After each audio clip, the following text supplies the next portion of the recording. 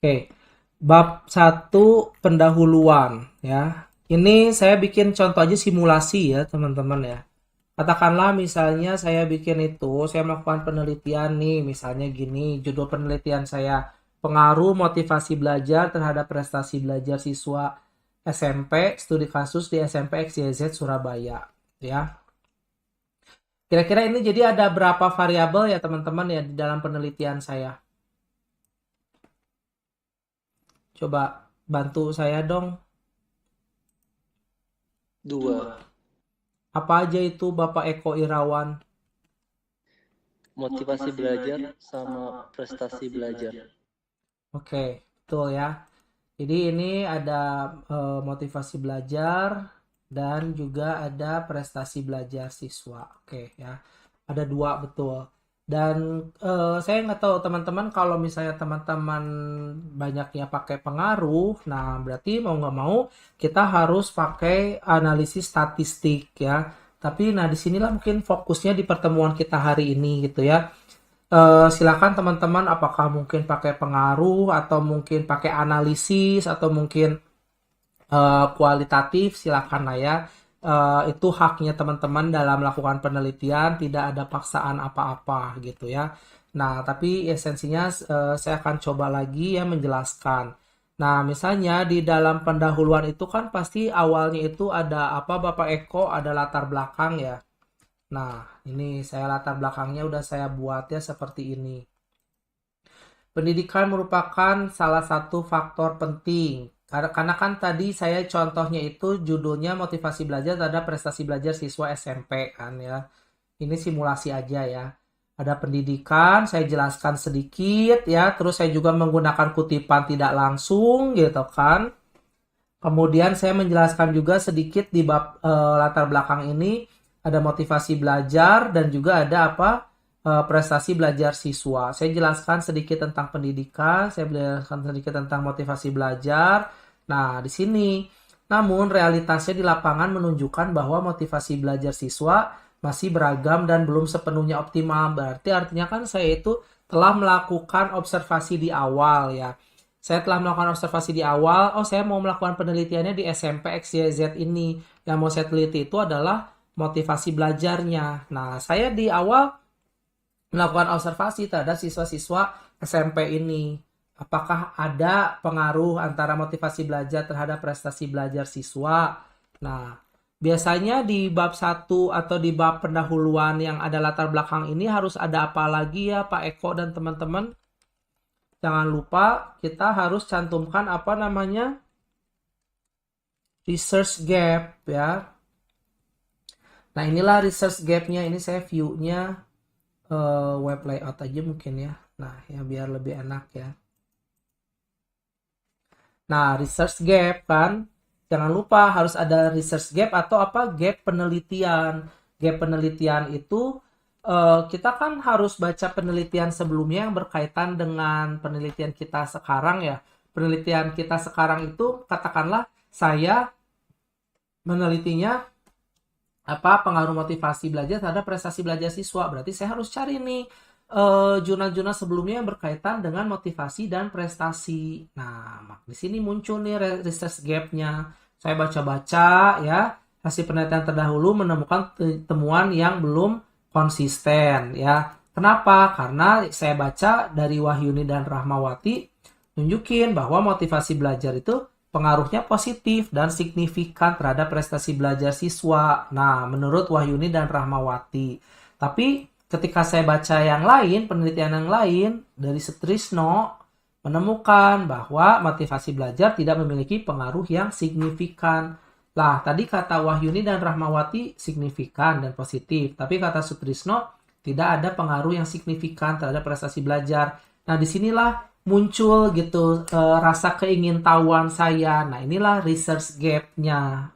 Bisa diikuti tidak maksud saya Wayan Ekawati Bisa, Pak.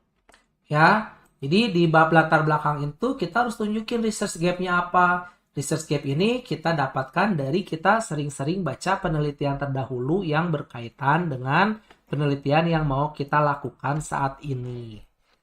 Oke, ketemu tuh research gap-nya. Adanya perbedaan hasil empiris antara penelitian satu dengan lainnya.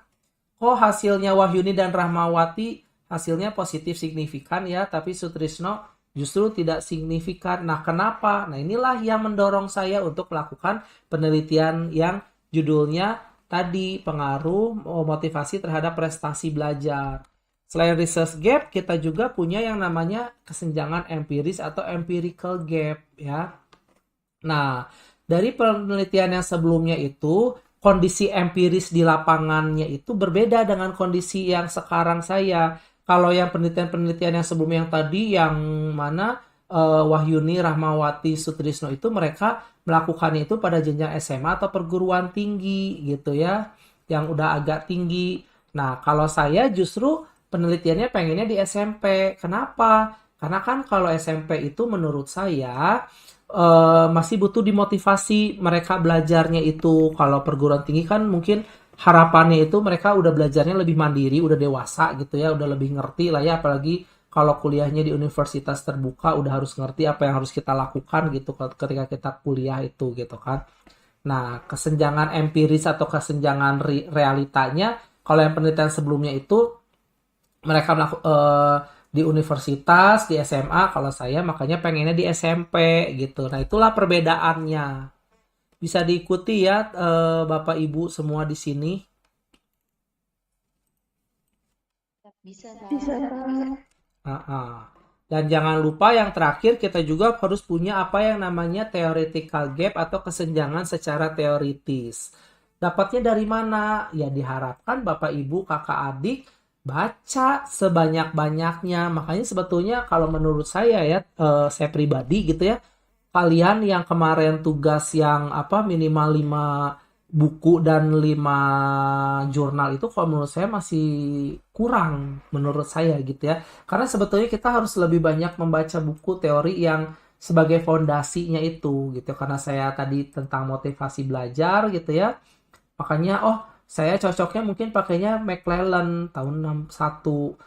McClellan itulah si pencetus teori motivasi prestasi. Makanya kan juga disebutin Bapak kenapa ya katanya harus 10 tahun ke belakang, nggak boleh lebih dari 10 tahun ke belakang. 61 kan udah berapa? Udah 60 tahun gitu kan.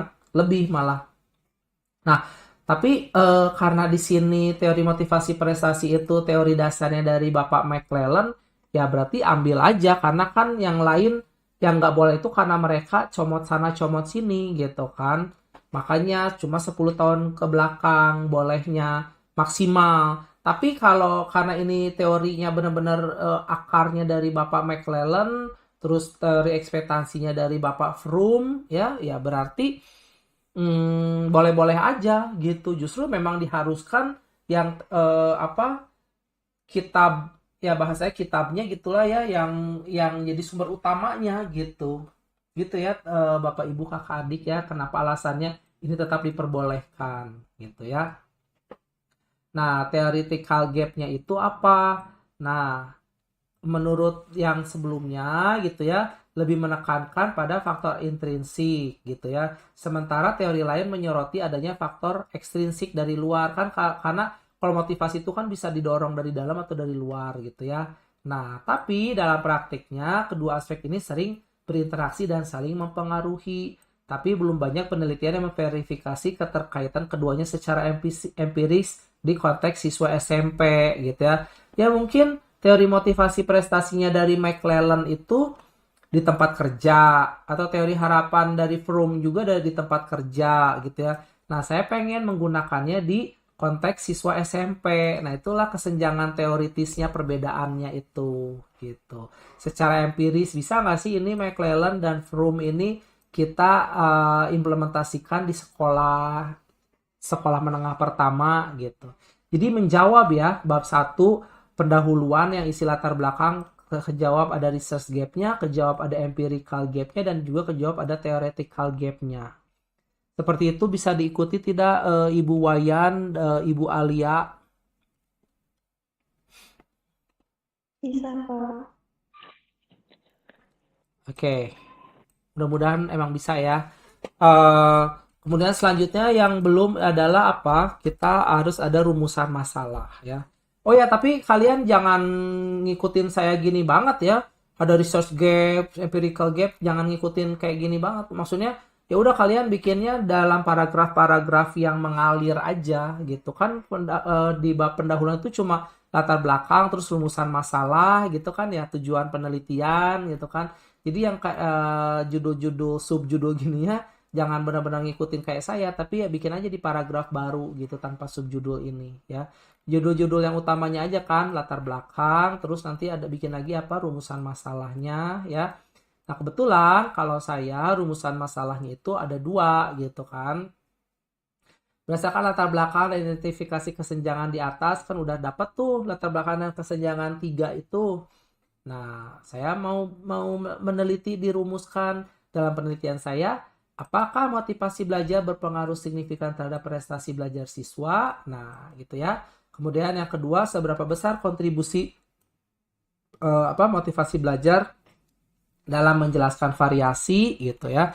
Kalau teman-teman yang lain misalnya mau analisis, misalnya analisis motivasi belajar juga boleh gitu ya. Silakan terserah yang menurut teman-teman semampunya aja. Cuma kalau saya pakainya berpengaruh signifikan atau tidak itu kan yang paling umum lah ya, yang paling penelitian-penelitian yang paling umum sering terjadi gitu ya. Makanya saya sekarang kasih contohnya kayak gitu. Terus tujuan penelitian itu adalah jawaban dari rumusan masalah. Kalau rumusan masalahnya ada 2 pertanyaan gini, berarti tujuannya juga ada 2 ya. Yang pertama, apakah motivasi berpengaruh signifikan terhadap prestasi? Makanya tujuannya itu adalah untuk mengetahui pengaruh motivasi belajar terhadap prestasi belajar siswa. Jadi harus menjawab 2 gitu ya. Kemudian seterusnya adalah manfaat penelitiannya. Nah, manfaat penelitiannya juga ya Nah, ini sekarang manfaat penelitiannya saya bagi 2 lagi, jadi manfaat teoritis dan manfaat praktis. Kalau teoritis ya berarti yang berkaitan dengan teorinya. Membuktikan gitu ya, membuktikan benar nggak sih kalau yang teori McClellan dan teori harapan Fromm itu bisa dipakai di konteks pendidikan menengah. Nah, itu manfaat secara teorinya. Kan kita pakai teori 2 ini. Terus manfaat praktis, manfaat yang ada di lapangan itu stakeholdersnya siapa aja, misalnya guru dan sekolah, siswa, dan juga peneliti selanjutnya. Silahkan. Sampai sini bisa diikuti untuk bab pendahuluan. Bisa, Pak. Bisa ya, insya Allah bisa ya. Ada latar belakang, ada latar belakang itu ya gap-gapnya itu kesenjangannya bisa menjawab 3 kesenjangan ini, kemudian rumusan masalah, tujuan penelitian dan manfaat penelitian ya, ini mudah banget ya. Kemudian selanjutnya apa Eko Irawan selanjutnya bab tentang apa? Metode. Tinjauan pustaka. Isinya adalah teori senjata yang mau kita pakai ya. Kita kan ngomongin di dalam penelitian ini konteksnya motivasi belajar dan prestasi ya. Makanya di dalam tinjauan pustaka harus sebutin tuh tentang motivasi belajar. Motivasi belajar itu kayak gimana. Kemudian prestasi belajarnya juga kayak gimana gitu. Bisa diikuti maksud saya teorinya ini harus dicantumkan karena kan kita ngomonginnya tentang motivasi dan prestasi. Jadi dicantumkan gitu ya. Bisa diikuti ya. Bisa, Pak. Terus jangan lupa juga kalian ada penelitian terdahulu yang relevan ya. Penelitian terdahulu yang relevan ya. Nah, kenapa wajib ya fardu ain ya penelitian terdahulu yang relevan itu menunjukkan kalau kita itu emang siap untuk melakukan penelitian di bidang motivasi belajar terhadap prestasi gitu ya. Rasanya kalian juga udah melakukannya ya. Tapi saya tekankan lagi penelitian terdahulu yang relevan itu harus ada gitu ya. Memperlihatkan kalau kita emang siap gitu melakukan penelitian ini. Tadi ya Wahyuni, Rahmawati, Sutrisno, saya tambahkan lagi Rahayu gitu kan. Nanti hasil penelitiannya gimana? Ya bikinnya kayak gini aja gitu ya. Siapa ini? Ganggu ya. Ya gitu ya teman-teman. Bisa diikuti ya penelitian terdahulunya ya. Makanya baca. Terus apalagi kalau pengaruh harus ada hipotesis ya. Hipotesis itu dugaan sementara aja. Dugaan sementara hipotesis 0 nanti tidak terdapat pengaruh yang signifikan antara X terhadap Y. Ini motivasi itu X-nya ya, terhadap prestasi belajar Y-nya. Kemudian ada hipotesis alternatif. Nanti menjawab hipotesis ini setelah kita tahu hasil dari statistikanya gimana ya. Terus apalagi ini udah ya bab 2 udah. Sekarang kita masuk ke metodologi penelitiannya ya. Nah, di dalam metodologi penelitiannya itu ada apa aja? Ya. Harus ada jenis penelitiannya apa? Jenis penelitiannya apa? Explanatory, survei. Lokasi dan waktunya ya kalian jawab sendiri ya di mana. Fokus variabelnya, variabel bebasnya motivasi belajar X, variabel terikatnya prestasi belajar Y. Populasi sampelnya seluruh siswa SMP XYZ dari kelas 7, 8, 9.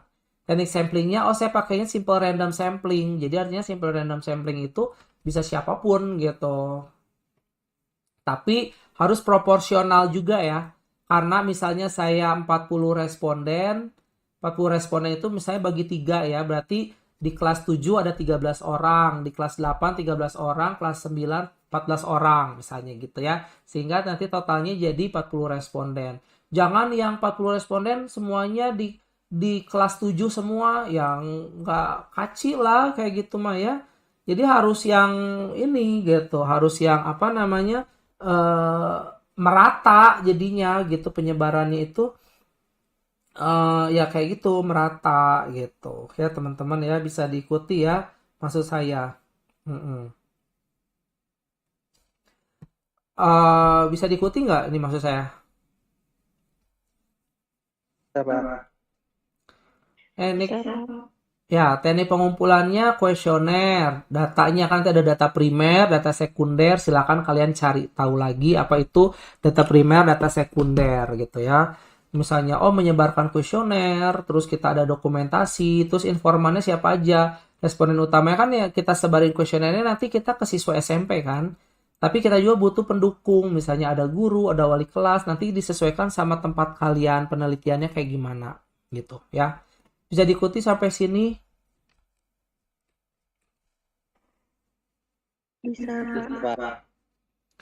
Nah, selanjutnya apa? Kita bikin kuesioner penelitian ya. Betul ya? Kita bikin kuesioner penelitian. Nah, kuesioner penelitian itu kita dapat dari mana? Nah, ya, kuesioner penelitian. Kan nanti kita sebarin tuh ke 40 orang. Judul penelitiannya pengaruh motivasi belajar terhadap prestasi belajar siswa sekolah menengah pertama ya. Nah, kalau 5 sangat setuju, 4 setuju, 3 cukup, 2 tidak setuju, 1 sangat tidak setuju. Nanti kalian bikin pernyataan-pernyataan ini. Misalnya saya bikinnya ada 10. Jangan yang sedikit banget ya. Misalnya ya saya kalau 10 ya cukup lah gitu ya. Misalnya nanti saya belajar karena ingin mencapai nilai yang tinggi di sekolah. Sangat setuju. Nanti dikonversi jadi angka berapa ini kok sangat setuju?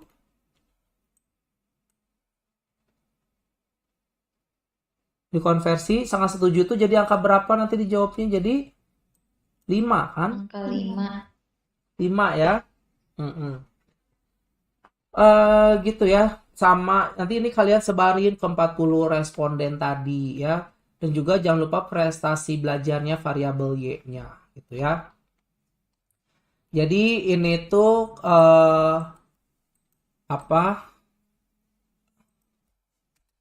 variabel diturunin ke dimensi, diturunin lagi ke indikator gitu ya. Variabelnya apa? Motivasi belajar. Dimensinya apa aja? Nah, dimensinya itu ini gitu ya. Saya misalnya bacanya dari teorinya si A seperti itu ya. Hasrat berprestasi gitu ya. Ups, sorry. Nah, ini gitu ya. Terus nanti indikatornya itu adalah pernyataan-pernyataan ini yang 10 ini gitu ya. Saya kasih warna aja ya. Biar kalian nggak, harapannya ini kasih warna itu maksudnya ke situ gitu ya. Nah, ini dimensi yang warna biru gitu ya. Terus indikator kita kasih warna hijau aja ya. Ya, 10 pernyataan. 10 pernyataan yang inilah adalah indikator-indikator itu gitu. Terus Bapak gimana caranya baca dari teori-teori aja. Kalian bisa baca dari teori atau mungkin kalian bisa dari ini gitu ya. Misalnya tadi ya variabelnya kan apa tadi? Motivasi belajar ya. Motivasi belajar. Variabelnya kan motivasi belajar. Sekarang dimensi dari motivasi belajar. Apa aja? Nah, variabel motivasi belajar memiliki dimensi utama yang dapat dibedakan menjadi faktor intrinsik dan ekstrinsik. Oke, tergantung teorinya siapa ya. Nah, berarti ini motivasi intrinsik dan motivasi ekstrinsik itu adalah dimensinya gitu ya. Nanti kalian bikin pertanyaan-pertanyaan itu, misalnya tekun dalam menghadapi tugas, ulet dalam menghadapi kesulitan, minat dan ketajaman, berprestasi. Nah, inilah si indikator-indikatornya itu. Mampu belajar dalam waktu lama tanpa berhenti sebelum selesai. Tidak mudah, nanti saya mampu belajar dalam waktu lama tanpa berhenti sebelum selesai. Saya tidak mudah menyerah. Saya memiliki ketertarikan. Saya memiliki keinginan dan dorongan untuk meraih prestasi. Nah, ini nanti diubah kalimatnya itu jadi kalimat yang enak dibaca untuk kuesioner. Bisa diikuti maksud saya sampai sini? Bisa, Pak. Bisa, Bisa, Pak. Pak. Bisa ya, mudah-mudahan bisa ya teman-teman ya. Nah, jadi pernyataan-pernyataan ini adalah suatu indikator. Indikator itu di atasnya itu adalah dimensi. Dimensi di atasnya lagi adalah variabel gitu. Ya. Variabel itu kan konsep yang abstrak. Ketika kita ngomongin motivasi belajar siswa. Oke, motivasi belajar siswa. Tapi gimana cara kita ngukur motivasi belajar siswa? Kan nggak bisa kita cuma motivasi belajar udah gitu ya. Nggak mungkin ya. Makanya kita perlu diturunin ke dimensi, perlu kita turunin lagi ke indikator. Inilah pernyataan, inilah indikator itu. Yang ini kan lebih gampang orang untuk, oh misalnya saya belajar kan ingin mencapai nilai yang tinggi di sekolah, sangat setuju. Kan ngejawabnya juga lebih gampang. Lebih bisa dipahami dibandingkan kalau kita cuma ngomongin hasrat berprestasi, dorongan belajar, kan kayak gitu aja bingung gitu kan, karena itu baru dimensi. Apalagi kalau kita ngomonginnya variabel motivasi belajar, itu konsep yang abstrak, yang luas sekali gitu kan, makanya perlu kita kerucutkan itulah dalam bentuk indikator gitu ya. Ini yang X motivasi belajar, ini yang Y prestasi belajar. Bisa diikuti maksud saya sampai sini? Bisa, Pak. Bisa, Pak. Bisa ya. Nah, sekarang kita masuk ke bagian yang hot-hotnya ya, hot-hotnya. Ke bagian yang mungkin suka bikin orang bingung atau apa ya, yang kita masukin angka-angkanya itu ya ke dalam SPSS ya. Ini kan cuma dua variabel ya, X terhadap Y aja kan. Variabel bebasnya apa? Ada variabel bebas, ada variabel terikat ya. Variabel bebasnya di sini apa tadi kalau untuk kasus di sini? Motivasi belajar ya. Ya, motivasi belajar. Terikatnya adalah prestasi. Prestasi. Loh kok bisa gini? Ya bisa ya karena kan eh prestasi itu kan pasti selalu dipengaruhi sama motivasi. Kalau motivasinya bagus, pasti kalau motivasinya bagus, pasti prestasinya juga bagus kan. Tapi kalau motivasinya jelek, si prestasi ini terikat gitu. Dia terikat sama motivasi ini gitu. Bisa diikuti ya maksud saya. Bisa diikuti tidak Bapak Ibu Kakak Adik? Bisa Pak. Nah, sekarang urutannya ya ini ya. Validitas, reliabilitas, uji asumsi klasik, dan analisis regresi linier ya. Sebenarnya sih ya ini ya kalau menurut saya yang paling sebenarnya kalau disebut ini kalau yang 3 ini saya rasa ini opsional lah ya. Yang 3 itu opsional, yang 4 wajib. Maksudnya yang dikasih warna kuning ini wajib gitu ya. Tapi ya kalau kita mau cobain semuanya juga kenapa enggak gitu ya. Oke, misalnya sekarang kalian kan tadi udah nyebarin kuesioner kan ya. Udah nyebarin kuesioner ke berapa responden tadi? 40. 40. Terus kalian masukin kan ke sini ya. Kalian masukin. Nah, ini kalian masukin ke Excel kan. Ini kan ID itu adalah responden 1, responden 2, responden 3, sampai responden 40 kan. Oke ya. Bisa diikuti ya maksud saya ya. Oke. Terus yang X1, X2 sampai X10 itu kan indikator tadi. Indikator yang ini, maaf. Nah, indikator yang ini saya belajar karena ingin kita jadi simbol aja. Yang satu ini kita simbol jadi X1. Yang 2 saya berusaha memahami pelajaran. Ini kan X ya. Kita masukin jadi X2. Ini buat jadi judulnya aja biar nggak terlalu panjang gitu. Karena ini ada 10 indikator yang X, berarti kan di sini juga 10 indikator X-nya ya. Karena ini 10 indikator yang Y, berarti di sini juga 10 indikator yang Y-nya ya. Bisa diikuti maksud saya sampai sini? Untuk judulnya ini. Bisa Bisa, Pak. Pak. Terus ini 3, 3, 5, 4, 3, 3 dari mana? Kan si ini misalnya si responden itu mereka ngejawab ya.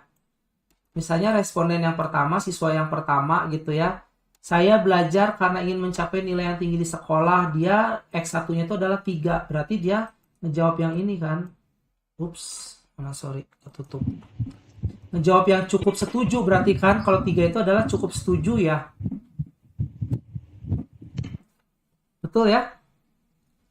Terus ini X2, 3, responden 1. Berarti pertanyaan yang saya berusaha memahami pelajaran. Ternyata dia ngejawabnya cukup setuju. Dikonversi jadi 3.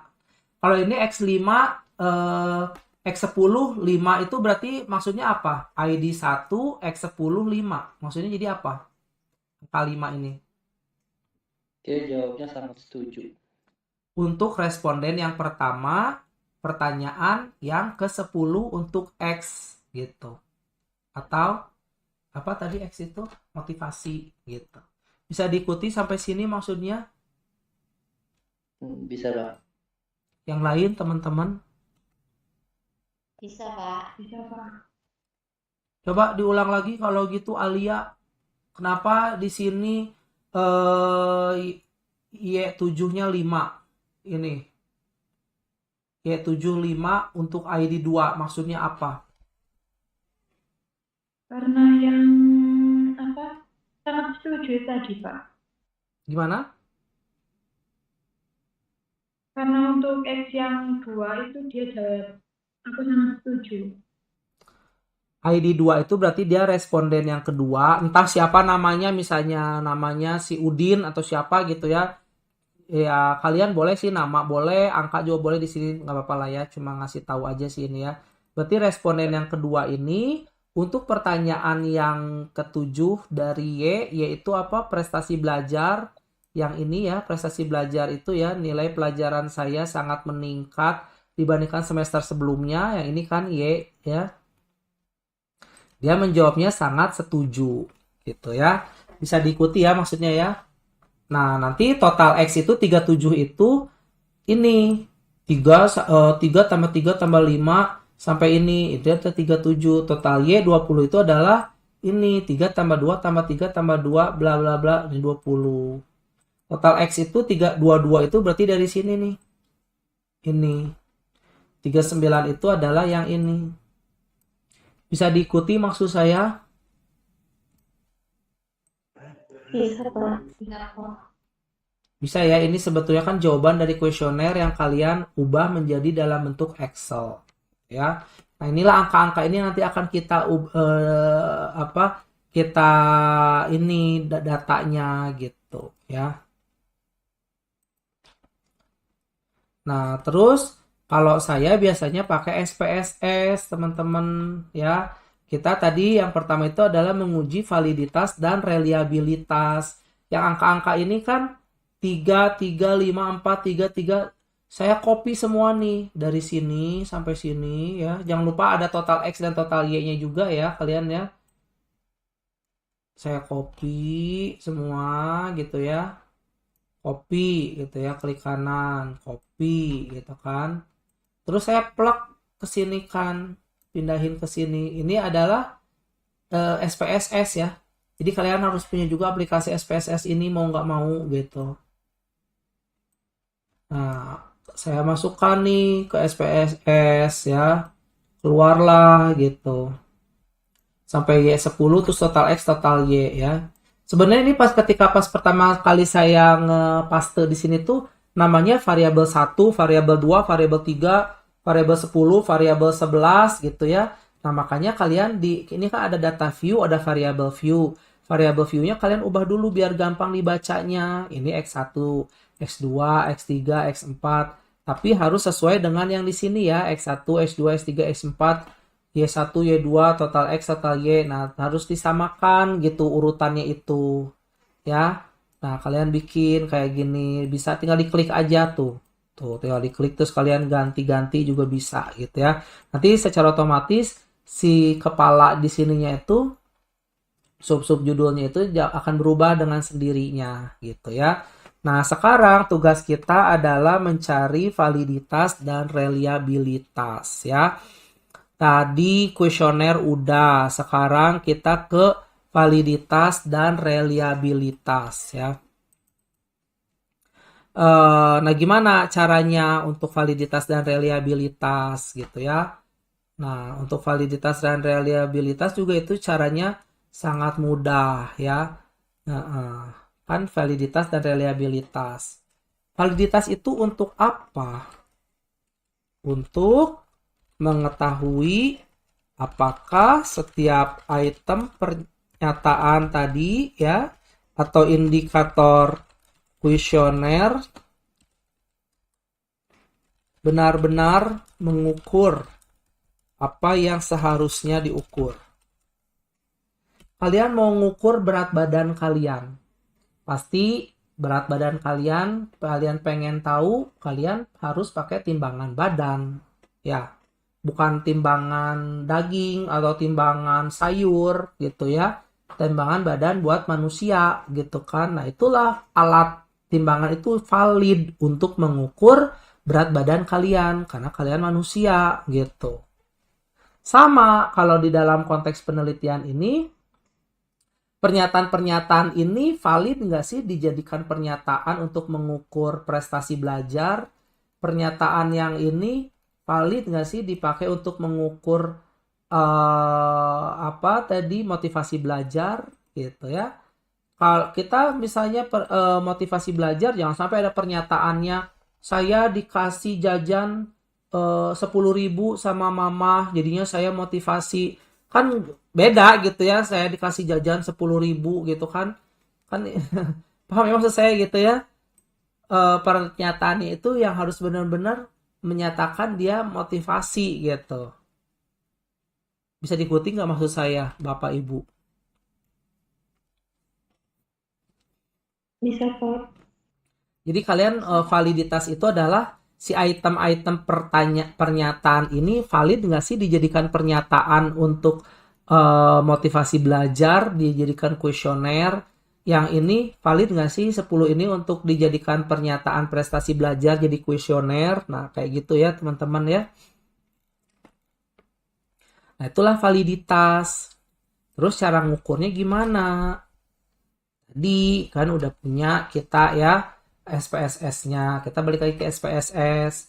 Nah, caranya gimana? Kalau validitas itu, kalian pertama kali masuk ke analyze, lalu kalian masuk ke scale, lalu kalian ke reliability analysis gitu ya.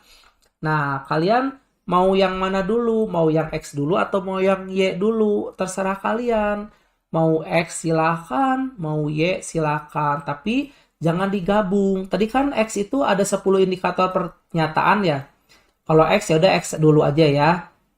X kita pindahin ke sini 1 sampai 10. Nah, kemudian statistik ya. Centanglah ini, dia udah secara otomatis dia udah paham gitu ya, item, scale, dan scale if item deleted misalnya gitu ya.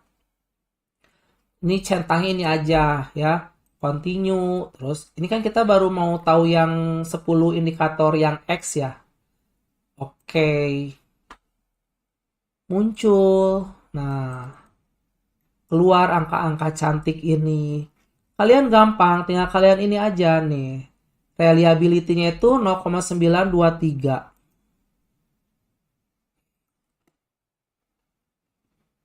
Sini ya, biar setengah ya. Kita bacanya reliability-nya untuk yang tadi yang X ya. X itu apa tadi namanya? Motivasi kan? Motivasi nilainya 0,923. 0,923. Nah, gitu teman-teman ya. Berarti 0,923 itu dia valid ya. Karena di atas 0,7 kalau nggak salah ya. Ya, karena di atas 0,69. Karena di atas 0,69. Jadi, ini kan tadi motivasi belajar ya yang S1 sampai X10 itu kan, X1 sampai X10 nih. Hasilnya Cronbach alfanya itu 0,923. Artinya dia 10 ini adalah reliable ya karena syaratnya dia harus di atas 0,69 gitu ya. Terus validitasnya itu yang ini teman-teman, corrected item total correlation ya. Syaratnya apa? Syarat harus lebih besar dari 0,3. Nah, untuk yang X1 misalnya. Untuk X1 itu kan di sini nilainya berapa? Wayan. X1 corrected itemnya berapa? 0,640 kan? Kalau 0,640 sama 0,3 besaran yang 0,640 kan? Ya, benar nggak? Yang ini.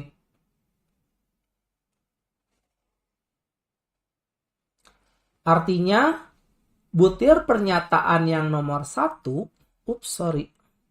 dia valid ya. Yang X2, pernyataan yang X2 0,670 valid nggak?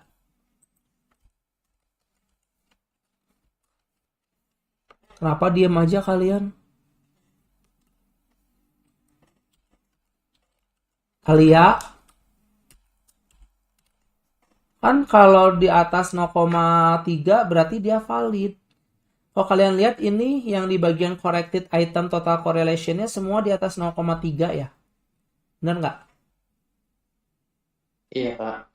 Artinya Iya, Kak. 10 butir pernyataan ini valid, cocok untuk dilanjutkan, dijadikan pernyataan untuk kuesioner. Sekarang pertanyaan baru. Pak, kalau misalnya nilainya di sini kita kan nggak tahu ya, kita klik-klik aja. Taunya keluarnya misalnya di bawah 0,3. Gimana? Jika di bawah 0,3, maka item tersebut harus dihapus. Lalu hitung ulang tanpa item tersebut. Tanpa item yang dihapus tersebut. Nah, ternyata misalnya contohnya X5 di bawah 0,3, X6 di bawah 0,3. Ya udah berarti X5 dan X6 ini nanti kalian jangan masukkan gitu. Dibuang. Berarti X5 X6 ini nggak cocok. Udah buang aja gitu. Bisa diikuti ya maksud saya ya. Tadi kan ini baru ngomongin ini aja ya. X itu kan apa? Motivasi ya. Saya pengennya sekarang ingin tahu yang apa yang Y-nya atau prestasi ya. Dengan cara yang sama. Masih ingat nggak Wayan caranya gimana? Analyze, scale, reliability, analysis. Tadi kan kita X1 sampai X10. Saya maunya yang Y1 sampai Y10 ya. Ingat ya, kalian jangan gabung yang X sama yang Y, jangan digabung gitu ya. Kalau X ya udah X aja, X1 sampai X10. Kalau Y, Y1 sampai Y10. Niscaya kalau kalian gabung, angkanya rusak, hancur pasti gitu ya. Gitu ya teman-teman ya. Atau itulah uniknya statistik gitu ya. Kekuatannya itu nggak bisa diprediksi gitu. Tapi terima aja ya. Sekarang kita mau yang Y ya, prestasi belajar. Jadi masukin tuh indikator 1 sampai 10-nya ke sini. Statistik terus udah 3 ini continue. Oke. Nah, keluar yang statistik yang Y. Berapa tadi nilainya? 0,882 ya. Kalau motivasi kan 0,923 ya di sininya ya. Ini kan 0,882. Valid juga. Karena di atas 0,69. Pak, benar. Cronbach alpha kalau misalnya di bawah 0,69 gimana? Berarti pernyataan-pernyataan kalian yang semua keseluruhan ini nggak cocok dijadikan kuesioner. Gitu. Udah kayak gitu aja jawabannya. Jadi harus gimana dong? Berarti kalian harus kasih pernyataan yang lain, kuesioner yang lain, isi instrumennya gitu. Ya. Bisa dipahami maksud saya Eko Irawan? Paham, Pak. Coba diulangi lagi apa maksudnya?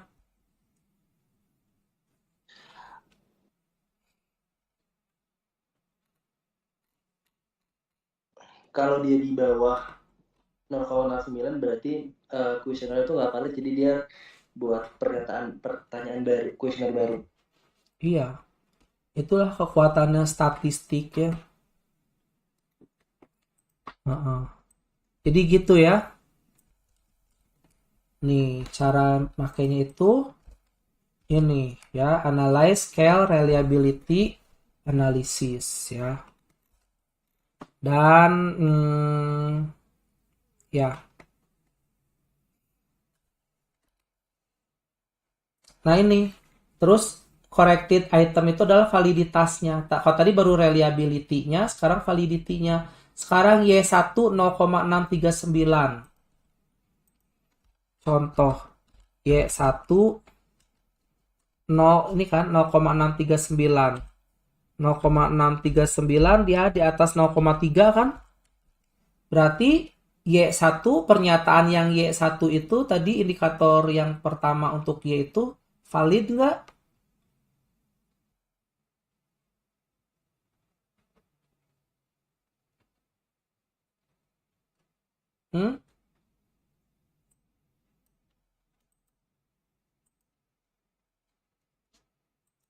Ya valid ya.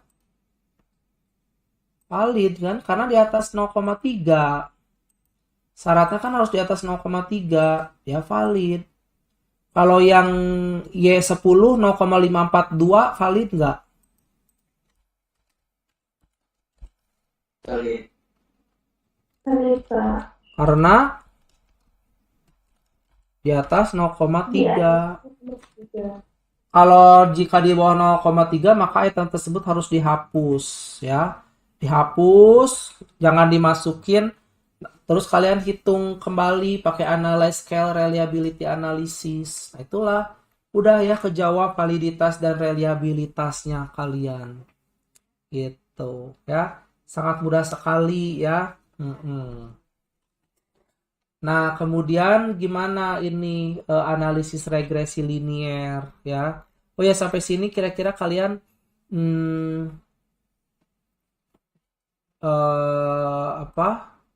gimana? Nanti bahasanya gimana sih? Misalnya bahasanya gini aja ya. Kalian bahasa di penelitian kaliannya ya.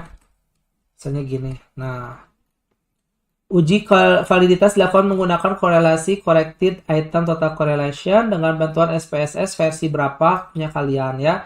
Item dinyatakan valid jika memiliki nilai korelasi lebih besar dari 0,3. Berdasarkan hasil analisis, seluruh item pada variabel motivasi belajar memiliki nilai korelasi antara berapa kalau di sini? Antara yang paling kecil 0,615 ya. Kan kalian lihatnya di sini. 0,615 sampai yang paling besar 0,807. Sehingga dapat disimpulkan bahwa seluruh item tersebut valid. Nah itu gitu aja kata-katanya, nggak usah kalian jreng, nggak usah gitu ya. Dalam bentuk narasi ya, dalam bentuk narasi itu karena kan karya ilmiah ya dibacanya ya dibaca dalam kalimat yang enak aja dibacanya gitu ya. Terus uji reliabilitasnya dilakukan menggunakan rumus alpha Cronbach ya. Dikatakan ini jika nilai alfanya di atas 0,70 oke lah ya, sama dengan atau di atas 0,70. Nah, tadi 0,923 dan 0,882 ya. Motivasi belajarnya itu adalah 0,923. Sedangkan variabel prestasi belajarnya itu tadi berapa? 0,882 ya. Dengan demikian, kedua instrumen dinyatakan reliable dan layak digunakan dalam penelitian. Udah kayak gitu aja ya. Nggak usah kalian copy ininya, angka-angka kayak gininya, karena nggak enak nanti dibacanya gitu ya. Kalian sajikan dalam bentuk yang friendly gitu ya, mudah untuk dibaca oleh pembaca awam sekalipun.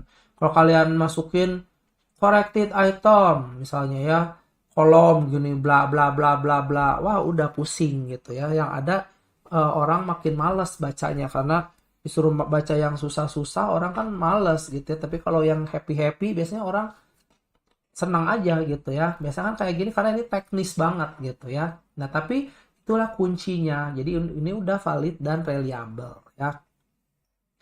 Terus gimana? Kalian mau dijelasin uji asumsi klasik atau langsung ke analisis regresi linier aja? Tadi ya saya katakan yang kuning ini wajib ya. Regresi linier wajib. Validitas dan reliabilitas wajib. Sebetulnya ini ya opsional sih ya. Opsional. Yang penting biasanya kalau misalnya ininya udah valid dan reliable, biasanya yang uji asumsi klasiknya juga nggak akan ngaco gitu. Tapi kalau tadi nggak valid dan nggak reliable, pasti ini yang 4 ini ya, uji asumsi klasik ini juga pasti hancur hasilnya gitu ya. Dari pengalaman saya biasanya gitu ya. Tapi ya udahlah kita cobain aja daripada kita bengong gitu ya. Uji normalitas ya. Uji normalitas itu untuk apa? Memastikan bahwa data tersebut berdistribusi normal ya. Menyebarnya itu normal gitu. Datanya itu menyebarnya normal ya. Misalnya kalian gini, Eko ya. Datanya kok cuma taunya yang di daerah tertentu aja, misalnya dikasih MBG-nya kan nggak normal. Kalau yang normal itu kan harus berdistribusi semuanya dapat gitu. Bisa diikuti nggak maksud saya?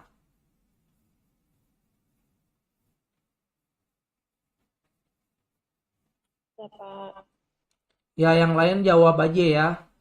Oh, kok cuma terjadinya cuma di sini aja yang nggak normal. Yang normal itu semuanya harus dapat gitu ya. Dalam konteks statistik ya, populasi sampel tadi gitu kan.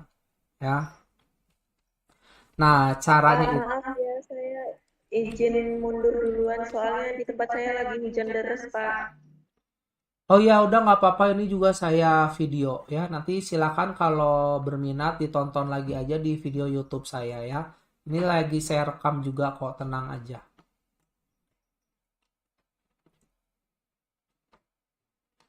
Oke. Caranya gimana? Kembali lagi ke saya tulis ya, analyze, kemudian descriptive analysis kalau nggak salah ya, descriptive analysis. Saya angkanya di situ-situ juga, explore biasanya ya, coba.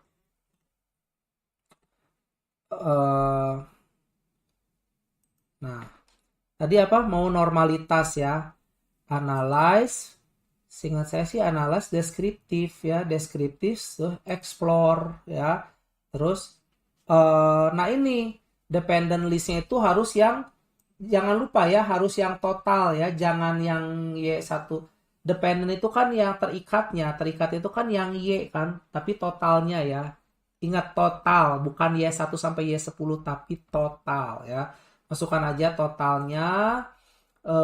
Lalu setelah itu kalian masuk ke plots, lalu kalian ke normality ya, normality plots with test ya. Oke. Nah, keluarlah angka di sini ya. Cara ngebacanya gimana? Nah, ini yang normality itu kalian menggunakan Kolmogorov, Smirnov, dan Shapiro-Wilk ya. Nah, Kolmogorov Smirnov signifikannya berapa? 0,200. Shapiro-Wilknya 0,322 ya. Kolmogorov signifikannya itu adalah 0,200. Shapiro-Wilk signifikansinya itu adalah berapa? 0,322. Nah, artinya apa? Ini jika nilai signya itu di atas 0,05, maka data berdistribusi normal. 0,200 sama 0,05 gedean mana? 0,200. Berarti artinya data-data ini apa? Terdistribusi normal. Berdistribusi normal. Berarti sudah normal datanya. Gampang ya. Kemudian uji linearitas. Ya udah, kalian tinggal jelasin aja. Angkanya nggak usah kalian copy paste ini kayak gini ya. Kalau kalian copy paste ini orang bingung, pusing gitu ya. Karena ini DF 40 itu adalah jumlah sampel yang kita ambil gitu ya. Nanti misalnya ini apa ya 0,093 kan, ini kan kita nggak penting. Sebetulnya kita cuma pengen tahu signifikansinya ini di atas yang Kolmogorov Smirnov ini di atas 0,05 enggak. Oh ternyata benar, hasilnya 0,200 di atas 0,05 berarti distribusi normal. Udah gitu aja gitu ya. Bisa diikuti Eko. Bisa, Pak. Oke, sekarang linear ya. Linear itu untuk memastikan bahwa hubungan antara variabel independen dan dependen berbentuk linear atau garis lurus. Ibaratnya kan gini ya, kalau kalian bikin ya X itu ke samping dan Y-nya kan pasti linear, harus selalu naik ke atas gitu kan. Kalau naik ke atas itu dia linear, berarti hubungan X dan Y itu bagus gitu kalau naik ke atas gitu, positif. Tapi kalau misalnya turun ke bawah gitu, kalau kalian masih ingat belajar ekonomi gitu ya, itu aja kan berarti jelek gitu, negatif hubungannya. Yang bagus itu yang linear itu X sama Y-nya itu naik gitu ke atas gitu, tapi lurus gitu ya. Bisa diikuti ya maksud saya ya, mudah-mudahan bisa lah, insya Allah kalian kan udah pada pintar. Nah, gimana cara linearitas itu? Linearitas itu kalau nggak salah analyze, compare, means ya, terus means ya. Nah, masukkan yang total Y-nya dependent, total X-nya itu independent gitu ya. Bisa diikuti ya. Terus optionnya linearity ya, test for linearity. Yang lain-lainnya nggak usah lah ya, ini aja nih. Kan kita mau cari linearity-nya, continue aja udah. Oke. Nah, ini ya. Ini banyak ya, ini bagus gitu kalau kayak gini ya. Tapi udah itu anak statistik ya, kalian nggak perlu ini. Nah, ini tabel ANOVA ini yang perlu kita garis bawahi gitu ya. Yang perlu kita lihat itu adalah bagian linearity-nya. Linearity ini nih. Linearity signifikansi. Di sini 0,077 ya. Kemudian deviasi dari linearity-nya itu 0,403. Nah, ini aja dua angka ini linearity signifikansi 0,77, deviasi 0,403 gitu ya. Nah, jadi nggak perlu kalian nggak perlu kalian copy semua kayak gini, nggak usah gitu ya. Tinggal kalian yang emang butuh angkanya aja gitu. Tadi berarti linearity ya. Nah, uji linearity itu tadi itu caranya ya, ini saya kasih warna aja ya biar kalian ingat ini caranya tuh. Caranya analyze ya, compare means.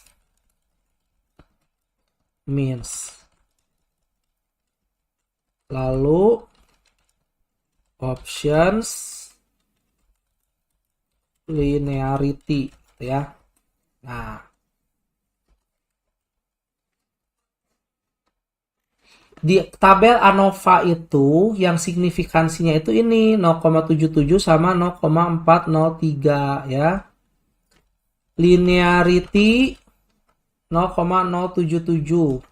Linearity signifikansinya 0,077 ya. Di atas 0,05 kan. Artinya hubungan tidak signifikan linear ya. Kalian harus baca juga sih tabel-tabelnya itu artinya apa gitu ya. Nah, kemudian deviation-nya itu tugas kalian ya. Deviation from linearity-nya adalah 0,403. 0,403 itu di atas 0,05. Nah, artinya tidak ada penyimpangan dari linearitasnya gitu ya. Atau bahasa gampangnya gini aja deh. Karena sig deviation from linearity-nya 0,403 lebih besar daripada 0,05, berarti gini ya, saya ubah aja ya. Hubungan antara X dan Y bersifat linear. Nah, ini mungkin lebih enak dibacanya gitu ya. Terus ini ya, nilai linearity signifikan 0,077 lebih besar dari 0,05 ya. Artinya apa? Menunjukkan hubungannya itu sebenarnya linear gitu ya, linear ya. Namun belum signifikan gitu. Tapi arahnya linear, arahnya tetap ke atas gitu. Kan gini ya, kalau data gitu ya, titik. Kalau dia bikin garis lurus gitu ke atas itu tuh dia sempurna gitu. Tapi kan ada juga yang titik-titik itu dia memang sih secara pola dia naik ke atas, tapi mungkin agak sedikit menyebar gitu ya, atau menyebarnya lebih banyak, tapi kalau kita ambil garis lurusnya naik ke atas, itu linear gitu ya. Tapi nggak signifikan gitu disebutnya. Mudah-mudahan bisa diikuti ya maksud saya ya.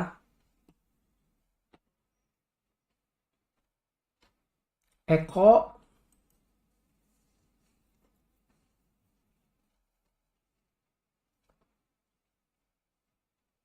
Ajeng,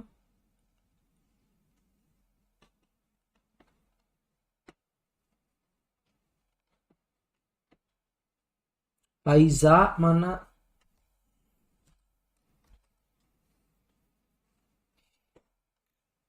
Oh ya, pada kemana ini kalian ya? Kemudian heterokedastisitas. Untuk mengetahui apa ada pola tertentu dalam sebaran residual gitu ya. Caranya gimana? Caranya untuk heterokedastisitas itu analyze, regression, linear. Udah benar, dependennya total Y, independennya total X ya. Terus kalian pindah ke plots. Nah, spread dan zrees. Kalau zresid itu kalian yang Y, spreadnya yang X ya. Jadi kalian jangan terbalik ya. Continue, oke. Nah, keluar lagi nih ya. Ada ada R square, ada adjusted R square gitu ya. Nah, artinya apa? Artinya itu tadi caranya itu ini ya. Caranya analyze ya. Kemudian regression, kemudian linear ya, masalah gitu ya. Terus masukkan dependennya variabel Y, independent variabel X ya. Total ya, total Y. Terus spread sumbu X, zresid sumbu Y. Nah, keluarlah angka-angka tadi, ada R square, adjusted R square, artinya apa? R square 0,282. Kasih warna merah dulu. R berapa? 0,282. 0,282 artinya korelasi lemah ya. Kenapa saya bisa tahu korelasi lemah? Kalian harus baca ada tabel-tabelnya ya. Angka sekian sampai sekian lemah, angka sekian sampai sekian sedang, sampai angka 1. Kalau angka 1 berarti sangat kuat. Sempurna, bukan sangat kuat, sempurna disebutnya. Gitu. Karena di sini 0,282 korelasinya tuh kecil, lemah gitu ya. Artinya korelasi lemah antara variabel X dan Y. Terus R square. R square itu kan R pangkat 2 ya. 0,080 ya. Artinya hanya 8% variabel X bisa menjelaskan terhadap variabel Y. Jadi sisanya 92% itu dari pengaruh variabel lain yang tidak diteliti gitu ya. Terus signifikan F change-nya mana? Ada nggak signifikan F change? Nah ini 0,078 signifikan exchange, signifikan exchange 0,78 itu lebih besar dari 0,05. Ya. Artinya model tidak signifikan. Udah ya, sangat mudah sekali cara ininya. Terus sekarang multikolonialitas ya. Multikolonialitas itu apa?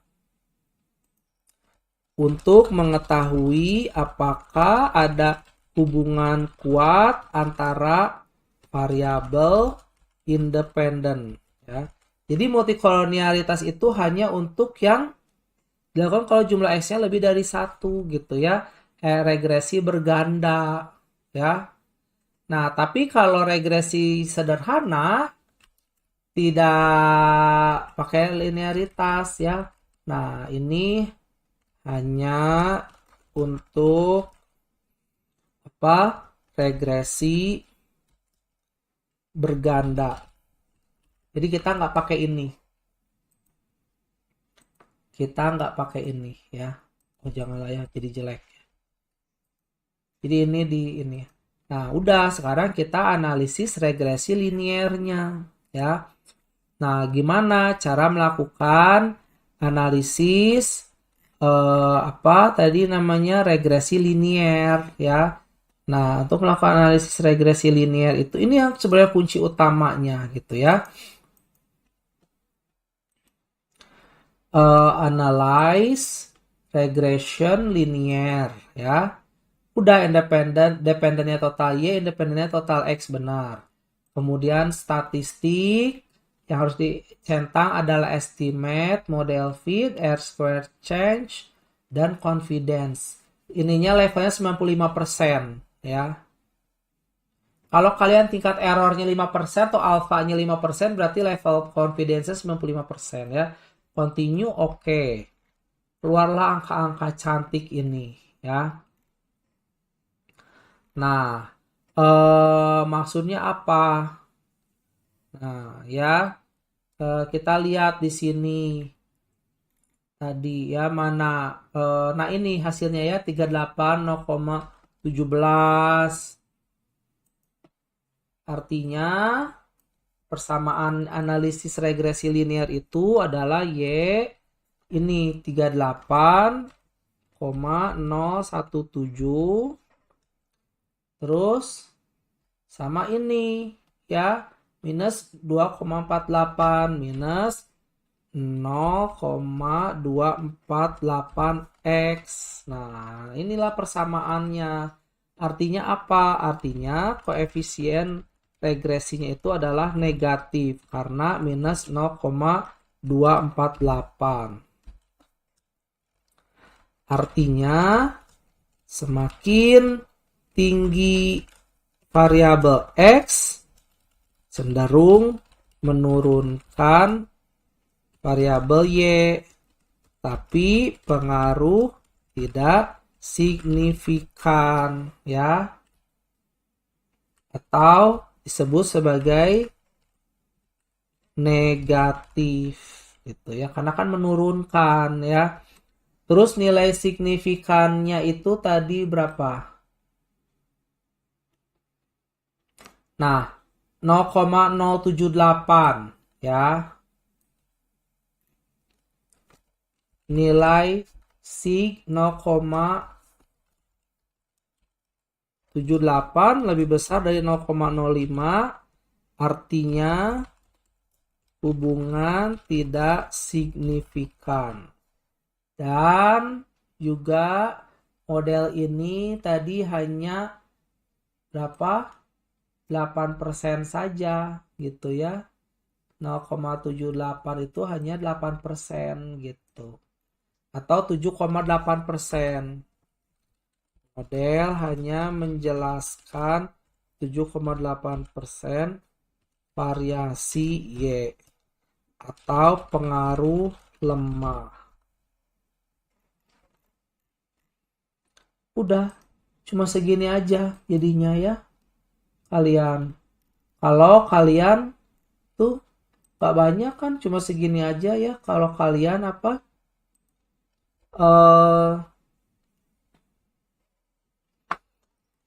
hanya 2 variabel.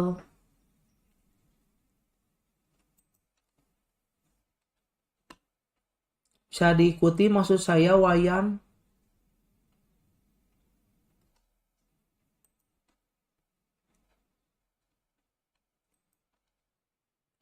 Kenapa diam aja kalian?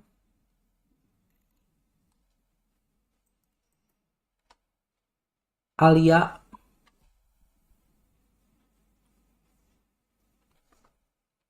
pada tidur.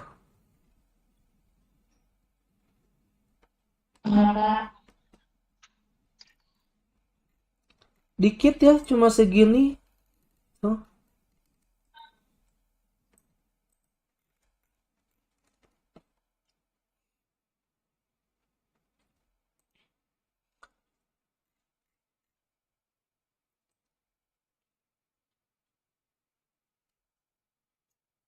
Nanti kalian tinggal lakukan pembahasan.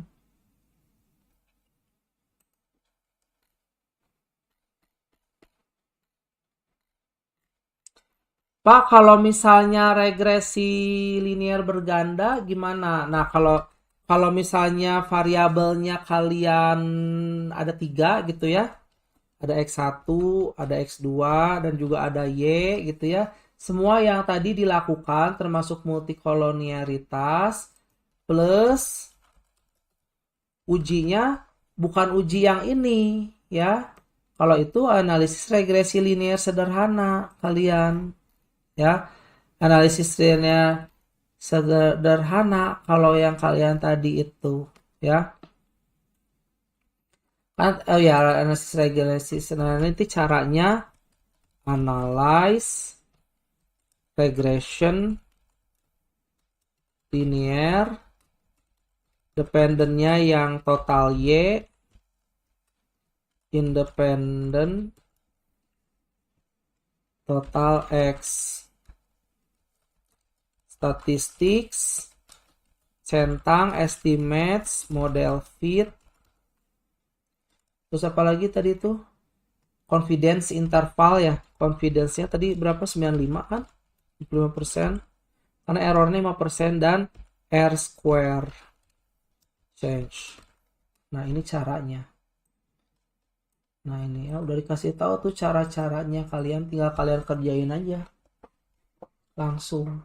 Nah, kalau misalnya apa? Ada X1, X2 dan Y. Kalau tadi kan kalian cuma itu aja ya. Apa? X dan terhadap Y ya. Berarti kalau gitu berarti disebutnya sebagai uji regresi linear berganda gitu ya. Kalau yang analisis regresi linearnya nanti X1 terhadap Y, X2 terhadap Y gitu ya. Ini kan cuma satu, jadi X terhadap Y aja langsung. Tapi kalau pada saat plus uji regresi linear berganda ini, berarti X1 terhadap Y, X1 terhadap Y, 2 terhadap Y, ya. Terus sisanya X1 dan X2 secara simultan terhadap Y, ya. Secara parsial terhadap Y. Yes. Nah, gitu ya. Nah, kalau misalnya kalian modelnya kayak gini, berarti kan analisis regresi linearnya X1 terhadap Y, X2 terhadap Y, plus yang ininya nih, X1 dan X2 secara simultan terhadap Y. Gimana? Ya inilah, kita pakai yang disebut sebagai uji regresi linear berganda gitu. Ya. Nah, uji regresi linear berganda itu gimana? Ya, berarti angkanya beda lagi ya. Angkanya itu kan kalau tadi kalian pakainya kan ini ya. Mana? Kan gini kan.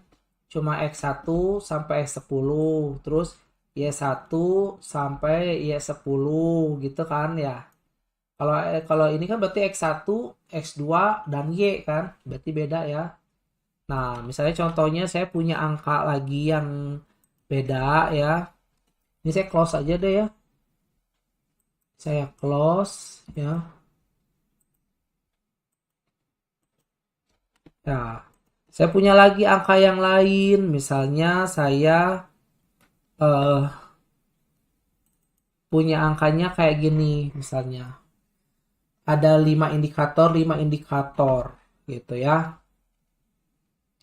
Tunggu sebentar. Lagi loading. Jadi di close sih.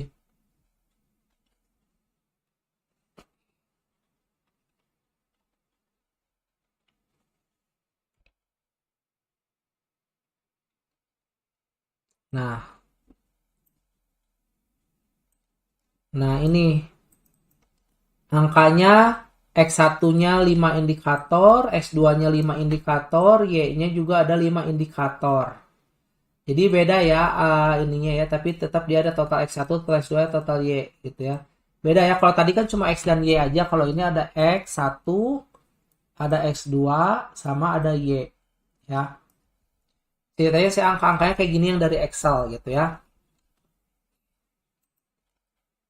Terus gimana caranya kita mau melakukan uji apa tadi regresi linier berganda ya. Nah, misalnya contohnya gini.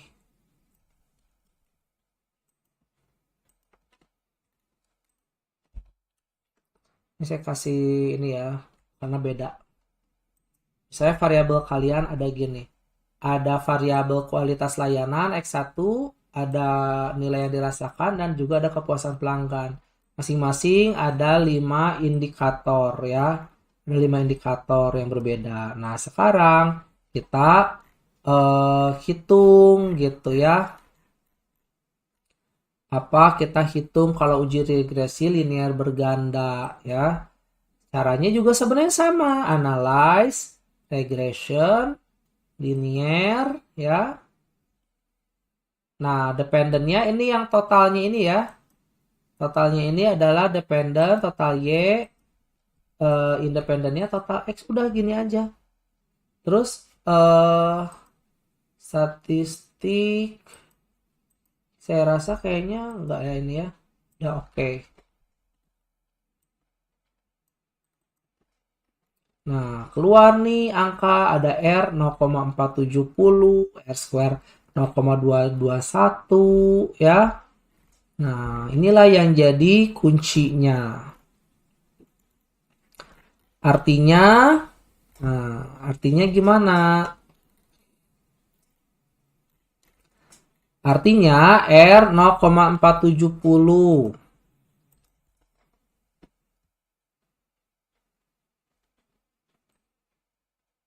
R-nya kan 0,470 ya. R 0,470 artinya hubungan antara X1 dan X2 dengan Y termasuk sedang ya. Karena kan nanti misalnya ada intervalnya. Lemah, sedang, tinggi, sempurna. Kalau nilainya 1 berarti dia sempurna gitu ya hubungannya itu. Tapi kayaknya jarang ya. Kemudian yang R square ya. R square 0,221. Artinya variabel X1 dan X2 menjelaskan 22,1% terhadap variabel Y. Sisanya berapa? 77,9 ya, 77,9% dipengaruhi oleh variabel lain yang tidak diteliti.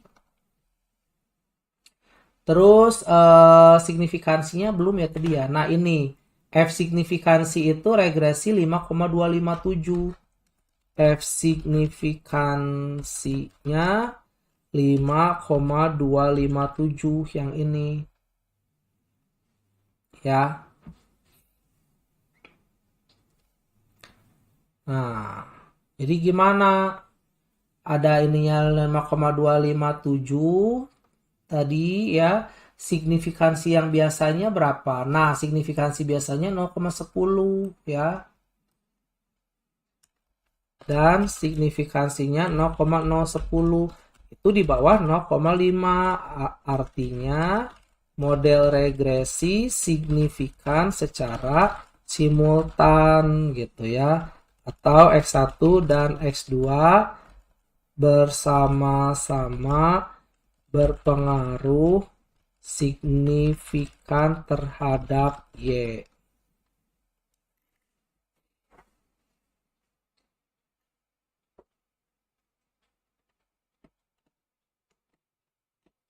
Nah, cuma ditambahin ini aja. Bisa diikuti tidak, Eko?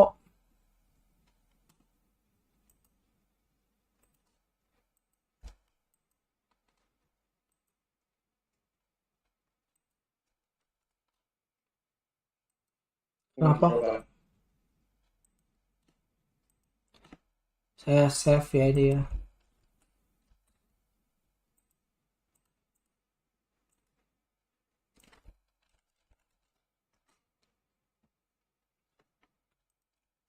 Yang lain gimana? Apakah ada pertanyaan?